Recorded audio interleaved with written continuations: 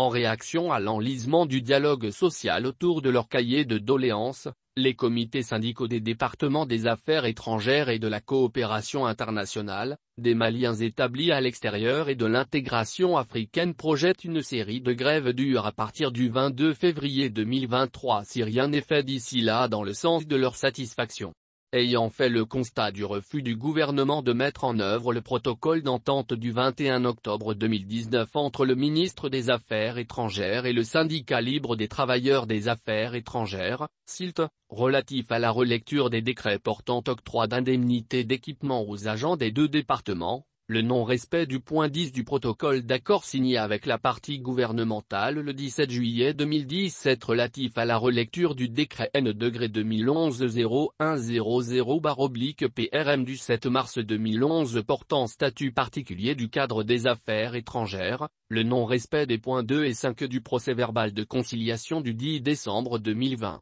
La détérioration des conditions de vie et de travail au sein des affaires étrangères et des Maliens de l'extérieur. Le SILT et le syndicat des travailleurs du ministère des Maliens établis à l'extérieur et de l'intégration africaine STOMEIA, projettent une série de grèves perlées destinées à paralyser l'activité au sein des deux départements si leurs doléances ne sont pas satisfaites dans les plus brefs délais. Dans un préavis de grève adressé au ministre du Travail, de la fonction publique et du dialogue social, les deux syndicats font part de leur décision prise en Assemblée générale du 26 janvier 2023 d'observer une première grève de 72 h, du mercredi 22 au vendredi 24 février 2023, de 96 h, du mardi 28 février au vendredi 3 mars 2023, de 120 h, du lundi 6 au vendredi 10 mars 2023, en cas de non-satisfaction de leurs doléances. Mais, tout porte à croire que ces grèves perlées seront inévitables au regard du coût financier des 12 revendications des comités syndicaux dans une conjoncture particulièrement difficile pour l'État.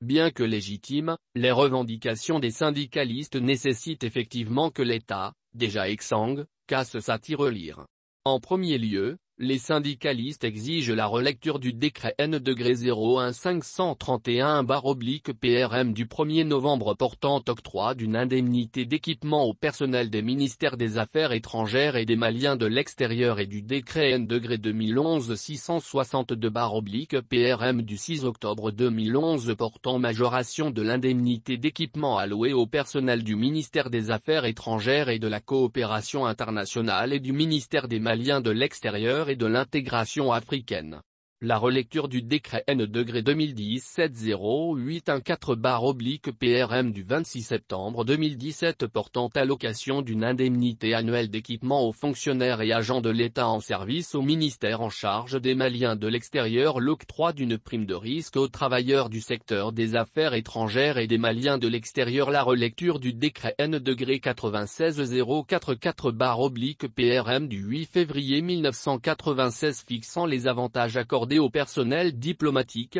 administratif et technique dans les missions diplomatiques et consulaires de la République du Mali, la régularisation de la situation salariale du personnel contractuel du Centre d'information et de gestion des migrations SIGEM font également partie des doléances. Tout comme la relecture de la loi N-05039/RM du 22 juillet 2005 fixant les indices spéciaux accordés au personnel diplomatique, administratif et technique dans les missions diplomatiques et post-consulaires, la relecture du décret N-2011-100/PRM portant statut particulier des fonctionnaires du cadre des affaires étrangères, la relecture du décret N-2004098/PRM du 31 mars 2004 portant plan de carrière des fonctionnaires en service au ministère des Affaires étrangères et de la coopération internationale. En outre, les syndicats prescrivent l'octroi d'une indemnité de suggestion diplomatique aux fonctionnaires et agents du ministère des Affaires étrangères et de la coopération internationale, l'octroi d'une indemnité de monture mensuelle aux fonctionnaires et agents du MAESI, l'octroi d'une indemnité annuelle aux chefs de service ayant rang d'ambassadeur, l'attribution d'une rente viagère aux anciens ambassadeurs et consuls généraux.